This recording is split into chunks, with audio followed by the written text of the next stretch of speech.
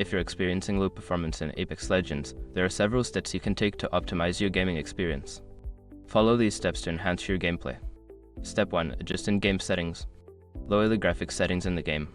Navigate to the settings menu and reduce options such as texture quality, shadow detail, and anti-aliasing. This will help improve frame rates and overall performance. Step 2. Update drivers. Ensure that your graphics card drivers are up to date. Visit the manufacturer's website, NVIDIA, AMD, or Intel to download and install the latest drivers. Updated drivers can significantly improve game performance and stability. Step 3. Optimize system performance. Close unnecessary background applications while playing. Use the Task Manager to end processes that are consuming system resources. This will free up CPU and RAM for Apex Legends, enhancing performance. Step 4. Check internet connection. Make sure your internet connection is stable and fast. Use a wired connection if possible, as it tends to be more reliable than Wi-Fi.